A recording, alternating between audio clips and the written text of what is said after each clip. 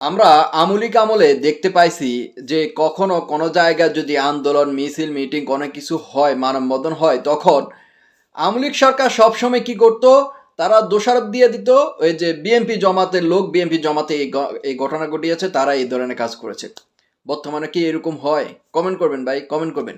তো যে কথায় ছিলাম প্রিয় দর্শক, এই সর্বপ্রথম আসিফ মাহমুদের পদত্যাগে দাবি করছেন তারই এলাকায় কুমিল্লা মুরাদনগর, তারই এলাকায় ছাত্র জনতার কিছু অংশ তার আসিফ মাহমুদের বিরুদ্ধে এর আগে কিন্তু নানান ধরনের অভিযোগ, তার এফিএস থেকে শুরু করে পিএস, নানান ধরনের দুর্নীতি, টাকা পয়সা আদান প্রদান, লেনদেন, এই ধরনের কথা অভিযোগ প্রমাণিত হয়নি কিন্তু অভিযোগ উঠে এসেছে।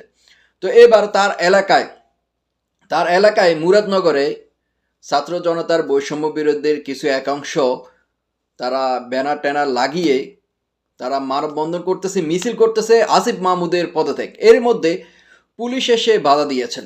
পুলিশ এসে বাধা দিয়ে ব্যানারটা যখন নিয়ে যাচ্ছিলেন তখন একজন এটা কেড়ে নেওয়ার চেষ্টা করে, তার পিছন থেকে আরেকজন ওসিকে মার মুখে আর কি দেওয়ার জন্য আসে, তখন পিছন থেকে আরেকজন মুরব্বী এসে তাকে বাঁচিয়ে নিয়ে যায়। এর মধ্যে সেই ভিডিও ফুটেজটা ইতিমধ্যে আমার মতো আপনারা সকলে দেখতে পেয়েছেন। তো যে বিষয়ে ছিলাম, আমরা আগেও দেখেছি কিন্তু পুলিশের চামচাগিরি দালালি করতো, যে যারা চেয়ারে সরকারের মধ্যে যারা চেয়ারে বসেছিল তাদের তোষামত করার জন্য বা চেয়ার বা মানে বাঁচানোর জন্য তাদের তেল মারতো। কিন্তু এবার পুলিশের বিষয়টা ভিন্নই দেখলাম।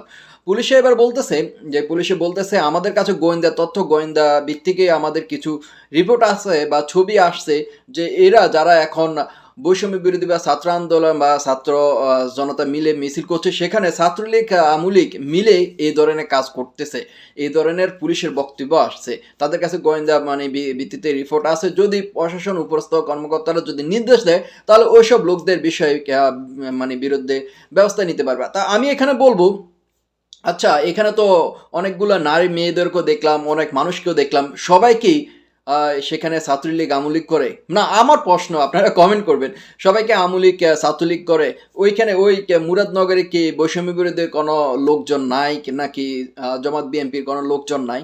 না, আমি সেটা বলতেছি না, যে বিষয়টা নিয়ে বলতেছি আর কি। আবার এদিকে আবার কিন্তু একটু ঘি ঢালে দিয়েছেন বৈষম্য বিরোধীর মুরাদনগর বৈষম্য বিরোধীর আহ্বায়ক।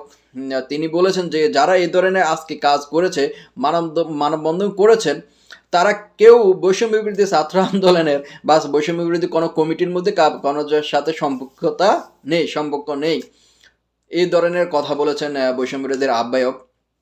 তারপর মাইকে কিন্তু ঘোষণা দিয়ে দেখতে পেয়েছি আমরা, যারা এখানে মানববন্ধন আন্দোলন করতেছেন তারা বলতেছেন তারা হচ্ছে বৈষম্য বিরোধী আন্দোলনের সময় ছিলেন, তারা কমিটির মধ্যে, তারা কমিটির লোক, এ ধরনের কথা এসেছে। তো যাই হোক, যে কথাটা মূলত এখন পর্যন্ত আপনারা দেখতে পেয়েছেন, বা সাধারণ মানুষের কথায় এমপি মন্ত্রী কেউ পদত্যাগ করতে বাংলাদেশে, সেখানে ভাই কোটি কোটি টাকার খেলা, সেখানে আমার আর আপনার গরিবের কথা শুনে তারা ছাড়বে, এই ধরনের কাজ আছে মনে হয় না, সম্ভাবনা নেই। তো আজকে যে ঘটনা ঘটেছে মুরাদনগরে আসিফ মাহমুদের নিজ এলাকায়, তো এটা কোনভাবে নিচ্ছেন বা আসিফ মাহমুদ কোনভাবে নিচ্ছে, আপনারা কোনভাবে নিচ্ছেন, আসিফ মাহমুদ এই বিষয়ে কি বলবে সেটা আপনারা কিন্তু কমেন্ট করবেন। আর গণতন্ত্র মানে স্বাধীন দেশে কিন্তু সবারই স্বাধীনতা রয়েছে যে আপনার এই ধরনের মানববন্ধন মিছিল মিটিং এগুলা করার, কিন্তু শান্তিভাবে হতে হবে। তারা তো শান্তিভাবে করতেছে, এই মিছিলটা কিন্তু বিভিন্ন জায়গায় প্রদর্শন করে শেষ হয়।